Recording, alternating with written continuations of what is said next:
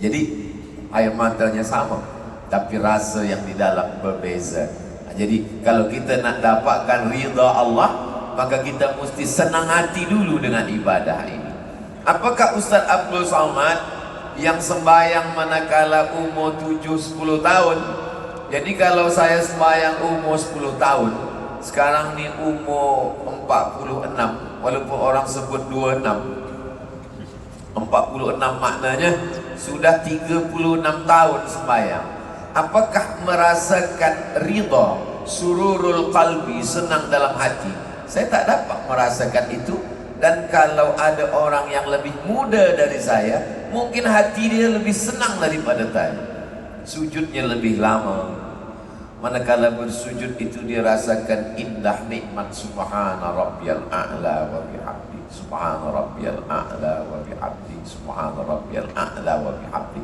Yang tahu itu hanya kita dengan Allah subhanahu wa ta'ala. Kita hanya berusaha. Maka tajuknya menuju ridha Allah, bukan sampai.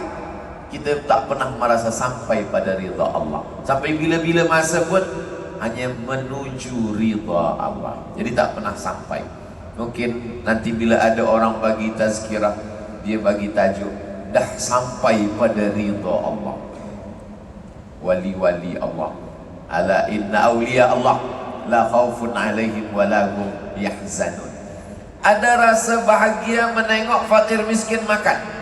Ketika dia tengok anak yatim makan, ada rasa senang hati. Awal-awalnya masa membagi ini susah hati, tapi dia dah sampai pada, ada orang tulis buku The Miracle of Giving, keajaiban memberi. Ternyata menerima itu senang hati, tapi kalau dah sampai pada level tertentu, membagi lebih senang hati. Maka kita jangan heran bila ada orang membagi sesuatu banyak, orang terkejut, kenapa dia bagi? Sebab dia dah sampai pada ridha berbagi, sururul qalbi, senang hatinya berbagi. Sedangkan yang heran menengok ini, dia baru sampai pada level al-bukhlu, bakhil. Tapi ada yang lebih dahsyat lagi daripada bakhil, namanya asyuhu. Maka dalam Quran disebut wa may yuqa syuhha nafsihi, siapa yang selamat daripada penyakit syuh, fa ulaika humul muflihun, itulah orang yang beruntung. Apa beza al-bukhlu dengan asyuhu? Nama sifatnya bukhlu, orangnya bakhil. Orang bakhil dia hanya memakan duit dia. Dia ada duit, dia makan duit dia. Dia tak nak bagi orang lain. Itu bakhil. Kalau syuhu, duit dia pun dia tak nak makan. Dia makan duit orang lain. Itu syuhu. Nah, kita tahu bukhlu dan syuhu ni untuk ukurkan diri kita. Oh, aku ni bukhlu, aku ni syuhu. Bukan lepas ni kita nak bagi tahu orang lain, awak ni bukhlu lah, awak ni syuhu. Kita kalau mengaji itu lebih banyak untuk mengukur diri kita. Maka ridha yang pertama adalah manakala ridha sururul qalbi, senang hati dengan ibadah-ibadah, senang hati sembahyang, senang hati puasa sunat, senang hati baca Quran, senang hati berzikir, senang hati baca surah Al-Kahfi. Man qara'a surat Al-Kahfi yaumal jumu'ati. Saya Ustaz, senang hati itu bukan saat sembahyang. Bila senang hati? Manakala salam, Assalamualaikum warahmatullahi wabarakatuh, alhamdulillah dah lepas sembahyang. Ada orang senang hati dalam sembahyang, ada orang senang hati lepas sembahyang. Alhamdulillah banyak betul beban hari, dah lepas satu dah. Jadi yang tahu apakah dia senang hati masa sembahyang, atau senang hati lepas sembahyang, atau senang hati masa sujud, kita tak tahu. Saya tak tahu apa yang ada dalam hati dan fikiran tuan-puan, dan tuan-puan pun tak tahu apa yang ada dalam hati dan fikiran Abdul Somad. Itulah cara Allah untuk menjaga hubungan kita tetap baik. Memang ada setengah ulama wali Allah yang disingkapkan Allah hijab. Singkapnya hijab disebut dengan kasyaf. kasyaf, tersingkap hijab, sehingga Allah bagi tahu apa yang ada. Maka kadang bila kita baca biografi Tok Guru Fulan, dia tahu apa yang ada dalam hati murid dia, jamaah dia. Andailah Ustaz Somad dikasyafkan Allah, disingkapkan Allah, mahukah Ustaz tahu apa yang ada dalam hati murid-murid Ustaz? Maka andai itu terjadi, saya minta pada Allah, tutuplah balik kasyaf itu Allah. Kenapa? Sebab dibukakan Allah, asik pula kita memikirkan isi hati orang. Bila kita tengok orang, kita sibuk pula memikirkan hati dia, sehingga lupa kita memikirkan hati kita. Maka kata Nabi, tuba liman syaghalahu aibuhu an uyubin nas. Berbahagialah orang yang sibuk memikirkan hati dia hingga dia tak sempat memikirkan hati orang lain. Hari ini kita sibuk memikirkan aib orang, cacat orang, kelemahan orang, kekurangan orang, sehingga kita lupa pula dengan aib, cacat hati, fikir, ibadah kita. Maka tajuk menuju ridha Allah ni, Masya Allah, Tabarakallah, sebenarnya saya menyampaikan, tapi sebenarnya pelajaran untuk diri saya sendiri. Saya sedang bagi tazkirah. Hai Abdul Somad, apakah engkau dah sampai pada sururul qalbi, senang hati melaksanakan ibadah-ibadah kepada Allah Subhanahu wa ta'ala. Man lam yazuq lam ya'rif. Orang yang tak pernah merasa, dia tak tahu. Kalau dia belum pernah merasakannya, dia tak tahu. Saya pergi ke Bandung. Sampai di Bandung jumpa dengan seseorang yang suka betul minum kopi. Lalu dia buatkan kopi saya. Ustaz Somad, ada musabaqah, bukan musabaqah tilawatil Quran, musabaqah minum kopi. Kopi ini terbaik, dari biji terbaik, ditanam di tempat yang baik, tumbuh pokok yang paling baik, tumbuh pokok yang baik, berhasil buah yang baik, maka inilah jadi kopi ini. Ini kopi yang udah Johan musabaqah kopi internasional. Oh, coba Ustaz minum. Dia ajarkan saya minum, letak tepi bibir, hirup sikit, jangan langsung terus telan, jangan telan, tahan kejap, kata dia. Ustaz rasakan nikmatnya, kata saya, pahit. Jadi kalau merasakan nikmat kopi pun kita belum sampai pada rasa sururul qalbi. Dia dah sampai pada sururul qalbi. Lepas itu saya minta gula, ada gula tak? Kata dia, minum kopi itu tak ada gula Ustaz. Jadi kalau minum itu, minum air gula pakai kopi. Kata saya, terserahlah nak minum air gula, yang penting pahit ni hilang. Saya pun masuk ke pedalaman suku-suku Melayu tua. Tiap 6 bulan sekali saya masuk ke suku asli, ke hutan, ke laut, suku Akit, suku Talang yang ada di Sumatera, di Riau, kampung halaman saya. Masuk ke dalam, adat istiadat dia, kata dia, nanti Ustaz bila apa dia buat, Ustaz ikut aja. Yalah, sebab kita nak hormati dia, ketua suku. Okey, saya buat. Dia ambil daun sirih, saya tengok, saya pun ambil juga. Dia ambil kapur, saya pun ambil juga kapur. Dia ambil gambir, saya letakkan gambir. Dia ambil pinang muda, saya letak pinang. Dia lipat, saya lipat pula. Dia makan, saya makan juga. Dia senyum, saya tak sanggup senyum.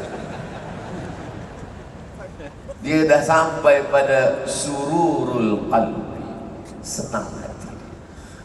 Saya belum sampai lagi sururul qalbi.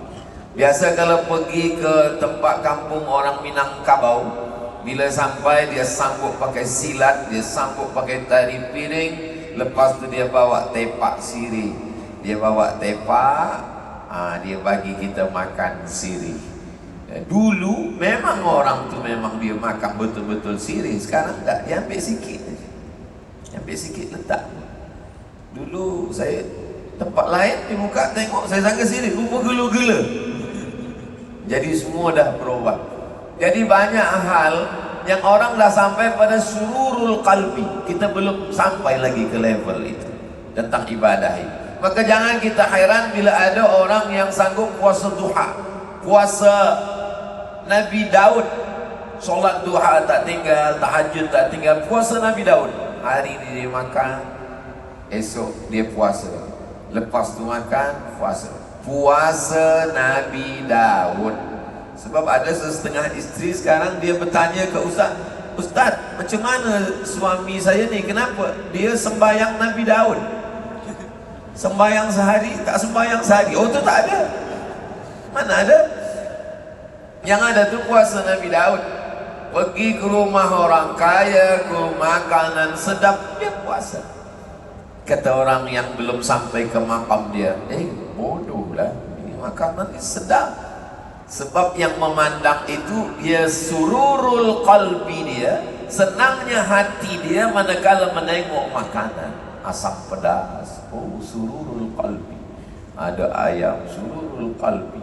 Tapi orang yang ini sururul qalbi dia adalah manakala dia sudah sampai menahan rasa lapar. Di situlah letak sururul qalbi dia. Ini jalan menuju ridha Allah. Yang kedua, sururul qalbi, senang hati manakala jauh dari larangan Allah. Seorang pemuda berkenalan dengan seorang perempuan, dibagi Allah masa kesempatan diuji.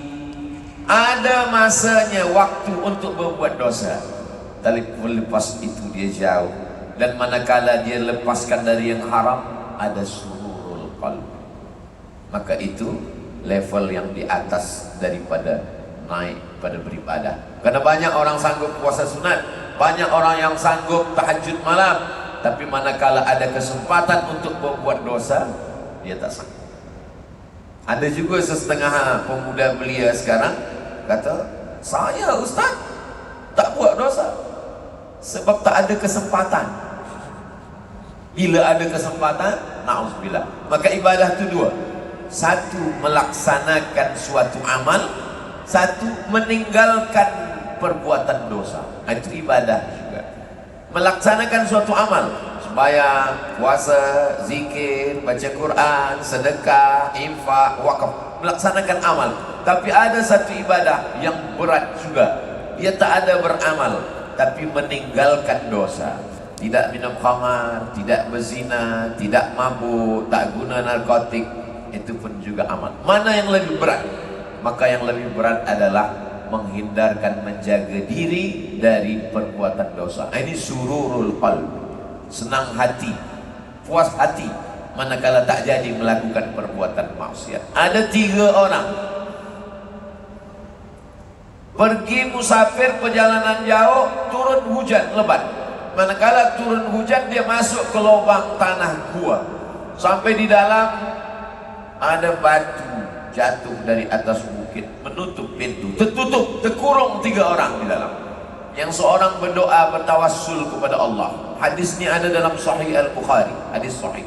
Ya Allah, barakah amalku, sedekah. Aku ada seorang khadim pembantu. Bila masa dia ambil gaji, gaji dia aku pegang. Lepas tu dia pergi, aku tak tahu dia kemana gaji ni aku pegang. Aku takut makan haram, aku belikan ke kambing. Kambingnya beranak pinak banyak. Lepas tu tak lama dia datang, aku panggil dia. Engkau dulu yang bekerja kepada aku, gajimu belum engkau ambil ya. Gaji engkau aku belikan kambing. Kambing semua yang ada ni punya engkau, ambillah. Dia ambil semua, satu pun tak ada dia sisakan. Habis semua. Ini yang paling tinggi. Ini level yang paling tinggi. Maka yang pertama disebutkan Nabi. Sebab apa? Sebab dia melakukan 2. Pertama, dia memberikan kambingnya semua. Tapi ada yang orang tak faham. Dia mampu menahan diri untuk memakan yang haram, padahal dia mampu, dia ada kesempatan. Maka disebut yang pertama. Yang kedua, aku bertawassul kepada engkau ya Allah. Aku pulang ke rumah membawa susu kambing. Anakku menangis lapar, istriku menangis belum tidur sebab belum makan. Tapi aku pegang susu kambing ini untuk ayah dan ibuku. Selepas mereka terjaga, mereka minum, barulah pagi sisanya aku bagikan kepada anak istri. Ini pun amal juga. Tapi yang ketiga ini amal dia lain. Aku jatuh cinta kepada sukuku. saudara. Lalu kemudian ada kesempatan untuk melakukan perbuatan dosa, tak ada orang tahu, antara aku berdua saja dengan dia, tapi tak jadi aku lakukan itu ya Allah. Maka kata Allah Subhanahu wa ta'ala, terkabulnya doa dia bukan kerana dia melakukan suatu amal, tapi kerana tak jadi melakukan suatu dosa. Dan saat tak jadi melakukan dosa itu ada sururul qalbi, rasa senang dalam hati. Hari ini banyak orang bila tak jadi melakukan dosa, susah hati pula dia tak jadi melakukan dosa. Awak macam mana? Itulah kesempatan tak datang dua kali. Senang hati melakukan dosa. Banyak orang yang dah bertobat, yang berkata dah hijrah, saya ni dah tobat Ustaz, dah hijrah. Dulu masa saya muda, semua khamar saya minum semua. Ini senang hati nampaknya. Sebab bila orang susah hati, mana dia nak menceritakan segala aib cacatnya, dia malu. Cukup dengan meneteskan air mata. Ini dengan bangganya, dengan senang hati berkata, saya dulu buat ini, saya dulu buat ini, saya dulu. Lama saya dengar minum. Ini bunyi-bunyinya macam senang hati pula.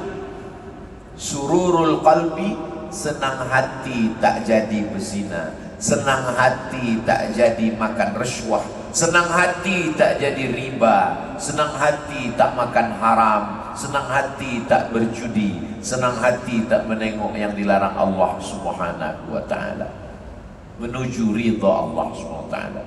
Ridha yang ketiga adalah sururul qalbi ala madaratil qada, senang hati ketika datangnya takdir Allah Subhanahu. Ini yang paling berat.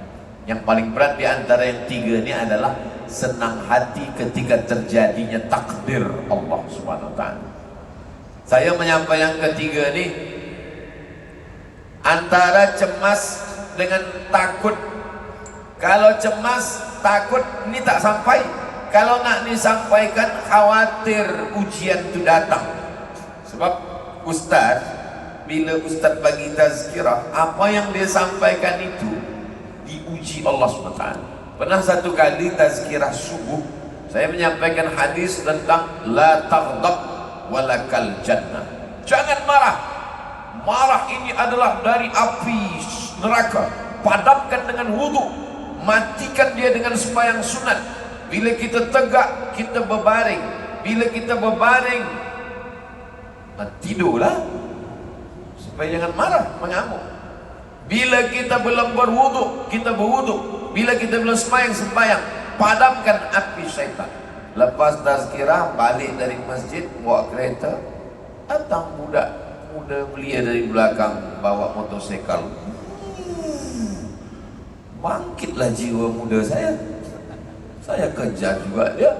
Lepas tu saya berhenti kereta depan. Saya berdua dengan kawan. Lepas tu kawan saya cakap, dia balikkan hadis yang kaji subuh tadi, la taghdab walakal jannah. Baru saya ingat, punya cash di ujian dan cash. Ini maka yang paling tinggi adalah ar-ridha, sururul qalbi ala madaratil qada. Senang hati ketika terjadi takdir. Ini yang paling berat. Maka kalau ada orang sabar, sabar dengan ridho lebih tinggi ridho. Kalau sabar hanya menahan, sabar menahan. Tapi kalau ridho bukan setakat menahan, sururul qalbi, senang hati. Kadang kita menahan mulut, jangan sumpah serapah. Menahan hati, jangan bercakap-cakap dalam hati. Menahan pikiran, jangan ada lintasan pikiran. Menahan tangan, jangan memukul-mukul pipi, menarik-narik rambut. Laisa minna man darabal khudud wa syaqqal juyub. Siapa yang memukul-mukul pipi, menarik-narik rambut, laisa minna, bukan umat Nabi Muhammad sallallahu alaihi wasallam. Sebab dulu orang kafir musyrik jahiliyah, bila ada takdir keluarga meninggal, dia pukul-pukul pipi, dia tarik-tarik rambut. Sekarang tidak pula rambut dia tarik, rambut orang lain pula dia tarik. Lebih parah daripada itu.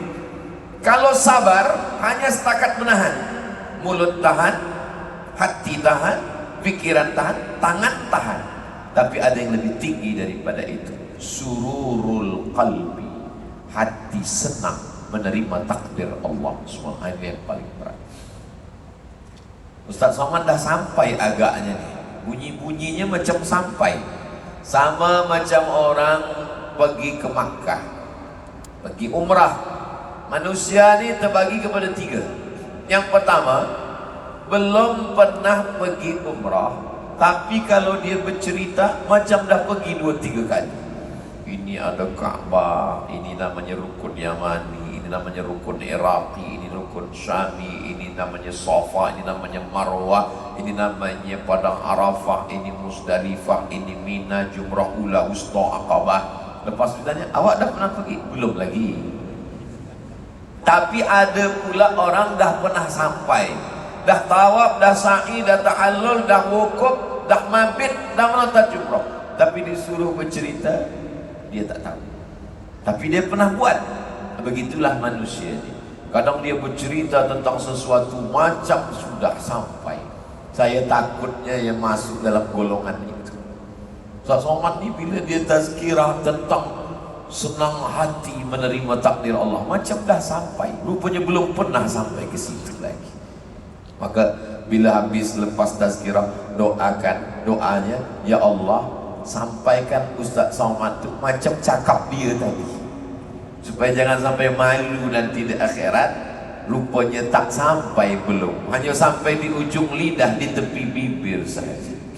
Makanya pada tuan-tuan guru selalu saya sampaikan, semalam selamat tahniah Ustaz Somad dah sampai ke Kuala Lumpur, dah sampai ke Melaka. Saya dengar esok subuh pula di Masjid Shah Alam. Kata saya, doakan saya as-sidqa fil qaul, al-ikhlas fil amal.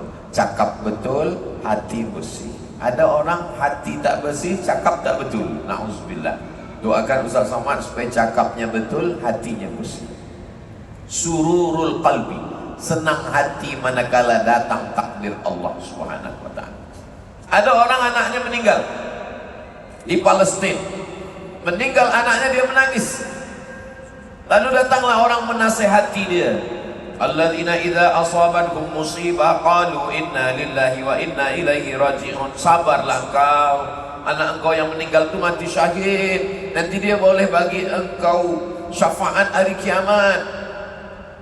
Tak lama yang perempuan menangis ini bercakap, aku menangis bukan kerana aku menangis anakku mati. Lalu kenapa engkau menangis? Aku menyesal kenapa anakku yang mati syahid cuma dia seorang. Kenapa yang lain tak mati syahid juga? Yang bagi nasihat, oh aku salah rupanya. Makanya kalau ada orang menangis, tanya dulu, kamu menangis kenapa? Kalau dia belum mampu senang hati menerima takdir Allah Subhanahu wa ta'ala, baru kita ajak. Tapi rupanya yang dia kesalkan, dia yang sedihkan, bukan kerana anaknya itu mati, tapi yang dia sedihkan, kenapa cuma satu anakku yang mati syahid, kenapa tak semuanya syahid. Sururul qalbi, dia sudah sampai pada level senang hati manakala Allah Subhanahu wa ta'ala memberikan suatu ujian kepada dia. Makanya kita selalu minta kepada Allah, tak minta surga dulu, minta ridha dulu. Allahumma inna nas'aluka ridhaka wal jannah. Maka kata Syekh Muhammad Mutawalli Sya'rawi, jangan beramal nak minta surga, sebab kalau beramal nak minta surga cuma dapat surga, tapi beramallah minta ridha, sebab bila Allah ridha, semua dia akan bagi. Wala sawfa yu'tika rabbuka fatarda. Karena engkau ridha ya Muhammad sallallahu alaihi wasallam, maka semua Allah bagi pada engkau. Belum lahir ke dunia, mati ayah. Rindu kasih sayang ibu, meninggal emak Sayyidatuna Aminah. Sedang disayang oleh datuk, meninggal Abdul Muttalib. Tinggal di tempat Abu Talib. Abu Talib di antara paman-paman yang paling susah, miskin, anaknya banyak. Istrinya namanya Fatimah. Lalu kemudian di saat kafir musyrik Quraisy datang mengancam ingin membunuh, disitulah tempat bergantung hilang kedua-duanya. Abu Talib meninggal, Sayyidatuna Khadijah Al-Kubra meninggal. Di saat hati sedih, pergi ke Taif. Orang Taif tak menyambut dengan Tala'al badru alaina marhaban ya nural aini marhaban jaddal Husaini. Melempar mereka dengan kayu, batu dan lain. Sururul qalbi, hatinya tetap senang menerima takdir Allah Subhanahu wa ta'ala. Maka kalau kita tengok nabi-nabi itu tak ada mengeluh, tak ada berkeluh kesah. Apa yang diucapkan Nabi Yunus manakala dalam 3 kegelapan, gelap malam, gelap laut, gelap perut ikan gelap, laut gelap, malam gelap. La ilaha illa anta subhanaka inni kuntu minadh zalimin. Dia tak ada sebut gelap sikit pun, dia tak ada sebut susah sikit pun. Cuba kalau kita tengok baca la ilaha illa anta, tiada Tuhan selain engkau, subhanaka, maha suci engkau, ini aku yang salah, aku yang salah. Kalau kita sekarang tak, aku dah sembahyang, aku dah puasa, aku dah ini, kenapa gelap juga? Gelapnya kita sebut 2-3 kali, ibadah kita nampakkan. Apa kata Nabi Ayub? Rabbi anni massani ad-durru wa anta arhamur rahimin. Mati anaknya, sururul qalbi. Kering kebunnya, sururul qalbi. Mati ternak, lembu, kerbau, sururul qalbi. Sampai pada akhirnya istrinya tak tahan. Kata istrinya, berdoalah pada Allah, engkau kan Nabi. Lalu kemudian dalam doa itu tak ada dia minta apapun. Dia hanya berkata, Rabbi anni massani ad-durru, aku kena penyakit ya Allah, wa anta arhamur rahimin. Tak ada dia kata, sihatkanlah aku ni Nabi, kenapa berat betul. Mereka dah sampai pada sururul qalbi. Maka ketika semua orang masuk surga, selepas semua masuk surga, lalu Allah tanya, hai penghuni surga, semua kamu dah dapat sungai jannatin tajri min tahtihal anhar, semua dah dapat, apa lagi yang belum? Kata penghuni surga, ada satu yang belum ya Allah. Apa engkau yang belum dapat? Ridhaka, ridhamu aku belum dapat ya Allah. Kata Allah, yang dapat ridhaku itu hanya orang yang ridha menerima takdirku. Man lam yasbir bi balai, siapa yang tak sabar dengan ujianku, walam yarda bi qada'i, yang tak ridha dengan takdirku, falyatlub rabban siwaya, maka carilah Tuhan selain aku. Kemana lagi kita nak mencari? Maka tak ada jalan lain melainkan ridha, menerima, istislam. Levelnya ada 3. Level yang pertama, tahkim. Tahkim itu kita katakan bahwa ini ilmunya memang ini punya Allah, ini punya saya, ini kuasa Allah, ini kuasa saya tak ada kuasa. Tahkim, kuasanya milik Allah. Di atas tahkim itu adalah zihabul inzi'aj, hilangnya risau dan susah hati. Setelah kita tahu ini kuasa Allah, ini kuasa saya. Kuasa saya hanya menikah, lepas menikah punya anak, selepas punya anak menjaga anak, bahwa nyawanya tak selamatkan, itu bukan urusan saya lagi, urusan Allah. Tahkim. Kalau kuat tahkimnya, zihabul inzi'aj, hilang risau, hilang susah hati. Puncanya yang ketiga adalah sururul qalbi. Jadi tidak terus sururul qalbi, dia ada prosesnya. Pertolongan Allah. Memang mata ni punya kita, telinga punya kita, tapi hati bukan punya kita. Ya muqallibal qulub, engkau yang membalik-balikkan hati. Tsabbit qalbi, kokohkan hatiku ala dinik, dalam agama. Ustaz Somad, boleh bagi kami tazkirah dalam 60 minit? Selepas 60 menit hati senang menerima takdir Allah. Itu bahasa Arabnya mustahil. Abu Bakar Siddiq belajar kepada Nabi 13 tahun. Dari turun Iqra bismi rabbikal ladzi khalaq, khalaqal insana min 'alaqin, Iqra wa rabbukal akramul ladzi 'allama bil qalami 'allamal insana ma lam ya'lam. 13 tahun. Manakala malam hijrah bersembunyi di Jabal Fur, malam Jumat, malam Sabtu, malam Ahad, malam Isnin mereka bertolak menuju Al-Madinah Al-Munawwarah. Malam itu datang kafir musyrik. Lau nazara, seandainya orang kafir musyrik itu memandang ke bawah, la abasarana, mereka akan menengok kita ya Rasulullah. Ada rasa risau dalam hati, ada rasa takut dalam hati, diabadikan dalam Quran. Idhuma fil ghari, ketika mereka berdua dalam gua. Idh yaqulu li sahibihi, dia berkata kepada sahabatnya, la tahzan, jangan kau sedih, jangan kau susah hati. Innallaha ma'ana, Allah bersama kita. Apa pelajaran dari sini? Sayyidina Abu Bakar Siddiq sudah 13 tahun belajar pun masih ada juga risau hati. Ini untuk menenangkan hati kita yang risau. Sebab baru saya nih Ustaz, dari kajian tazkirah Ustaz tadi, belum ada sururul qalbi waktu sembahyang, belum ada sururul qalbi waktu meninggalkan yang haram, belum ada sururul qalbi waktu datang takdir qada. Kita ini manusia biasa, kita hanya berusaha saja dengan ibadah-ibadah kita. Ya ayyuhalladzina amanu ista'inu, minta tolong kepada Allah, bis sabri, tahan, wassalah, kita terus beribadah hatta ya'tiyakal yaqin, sampai Allah yang menyampaikan engkau ke sana. Saya walaupun yang menyampaikan tazkirah, saya tak katakan saya dah sampai pada sururul qalbi dalam sembahyang, sururul qalbi dalam meninggalkan yang haram, sururul qalbi ketika menerima takdir. Saya hanya seorang hamba yang berusaha. Sebab bila saya sampai ke situ, mungkin saya akan jadi orang sombong. Selepas itu saya akan mengatakan, aku Abdul Somad, bila aku sembahyang aku sururul qalbi, bila saya berzakat saya sururul qalbi, bila datang apapun ujian sururul qalbi. Saat itu saya sedang jatuh serendah-rendahnya karena kena penyakit kibr, aku sombong.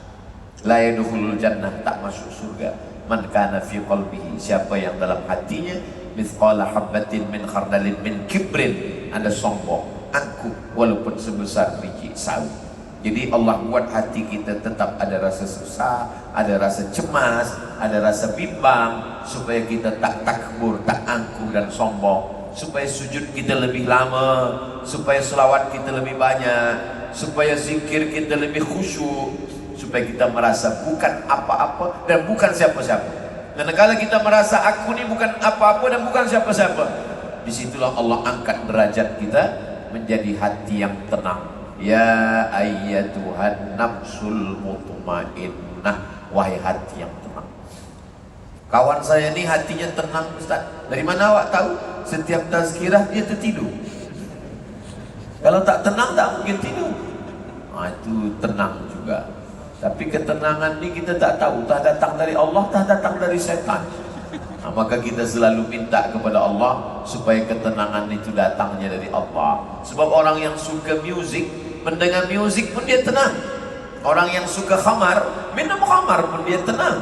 Orang yang suka buat maksiat, saat maksiat pun dia tenang. Tenang juga.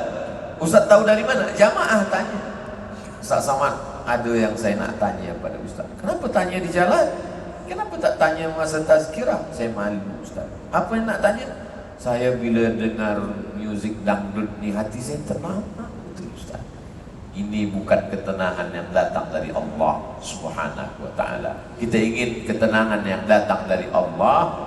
Bagaimana kita boleh membezakan yang datang dari Allah dengan yang bukan dari Allah Subhanahu wa ta'ala? Maka timbangannya adalah Al-Quran dan Sunnah Rasulullah Sallallahu Alaihi Wasallam.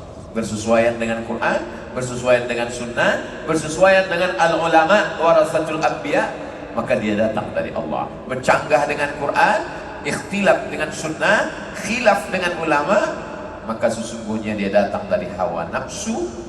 Maka kita disuruh amma man khafa maqama rabbih, takut pada Allah, wa nahan nafsa anil hawa, dari takut itu melawan hawa nafsu, fa innal jannata hiyal ma'wa, maka surgalah tempatnya dan ketenangan hati datang dari Allah. Maka kata Nabi, qalbul mu'min baina asabi'ir rahman, hati orang beriman itu di antara kuasa Allah Subhanahu wa taala. Yusbihu mu'minan, berapa banyak orang paginya beriman, wa yumsi kafiran, petangnya kafir. Pagi beriman, petang kafir. Kita ingin supaya hati kita itu tetap, ya muqallibal qulub, engkau yang membolak-balikkan hati, membalik-balikkan hati, tsabbit qulubana, kokohkan hati kami, buat hati kami ini tenang dengan sembahyang, buat hati kami tenang dengan duduk dalam majelis ilmu, buat hati kami sururul qalbi. Dari mana datang sururul qalbi? Dari hub, dari cinta. Dari mana cinta datang? Dari ma'rifah, dari kenal. Ada jamaah, Ustaz Somad, tolong gendong, pegangkan anak saya ini, saya nak ambil gambar Ustaz dengan dia. Pegang. Manakala pegang, malang tak dapat ditolak, untung tak dapat diraih. Budak tu terkencing. Ustaz ada marah? Tak marah. Sikit pun tak ada? Tak ada. Ke budak tu tak marah, ke mak dia marah. Kenapa tak marah? Sebab ada hub, ada cinta. Kenapa ke budak kecil ada cinta? Sebab budak kecil tak berdosa. Kita tak marah pada budak kecil. Apapun yang budak kecil, kita kata budak kecil terkencing, budak kecil, Masya Allah, bertuahnya bertuah. Cuba kalau ayah dia surur, jangan bayangkan, sururul qalbi, senangnya hati itu sebab cinta. Kalau kita cinta, hati kita senang. Kalau tak cinta, kita tak senang. Dari mana datang cinta? Dari kenal. Makanya kata ulama, awwaluddin ma'rifatullah. Perkara utama dalam agama ini adalah mengenal Allah. Wujud, qidam, baqa, khalafatul hawadisi, qiyamu binafsihi, wadaniyah, qudrat, iradat, ilmun, ayat, sama, basar, kalam. Itu cara mengenal Allah. Allah itu sayang pada kamu, Allah itu ridha pada kamu. Bila kita dah kenal dengan dia, maka kita tidak akan benci, tak akan marah. Jadi kalau masih marah, berarti belum cinta. Kenapa belum cinta? Belum kenal. Oh, patutlah laki saya marah dengan saya, Pak Ustaz. Belum cinta. Kenapa belum cinta? Belum kenal. Jadi ridha, kita senang hati sebab ada cinta. Cinta datang dari pengenalan yang sempurna. Kenal ilmu. Siapa yang mengenalkannya? Ulama mengenalkan Allah melalui Al-Quran dan Sunnah Rasulullah Sallallahu Alaihi Wasallam. Allah yang tak menyia-nyiakan Ayub, Allah yang tak menyia-nyiakan Yusuf dalam perigi buta, Allah yang tak menyia-nyiakan Musa di seberang lautan, Allah yang tak menyia-nyiakan Nabi Muhammad SAW, maka dia juga tak akan menyia-nyiakan aku bila aku berakhlak macam akhlak mereka, beribadah macam ibadah mereka. Maka bila keyakinan kita yang kuat itu akan membangkitkan cinta. Dan kalau kita dah cinta, hati kita akan menjadi tenang. Tenang bukan kerana melihat zatnya, tapi kerana melihat ciptaannya. Kata orang, kita tak nampak Allah, macam mana kita nak cinta dengan dia? Cubalah baca bagaimana Qais jatuh cinta kepada Laila, maka disebut dia dengan Laila Majnun. Laila tak gila, yang gila itu Qais. Orang pun bertanya kepada Qais, ad-dunya turidu, al-laila turidu, amid dunya wa ma fi tawayaha. Qais, ya, kalau kau suruh pilih dua, pilih Laila ke atau pilih dunia beserta isinya? Apa kata Qais menjawab? Lahu baru ni'aliha ahabbu ilayya wa ashfa li balwaha. Debu yang menempel di selipar Laila lebih kucinta daripada dunia beserta isinya. Bukan Laila, debu ada pada selipar, ada pada selipar Laila lebih daripada dunia dan seisi.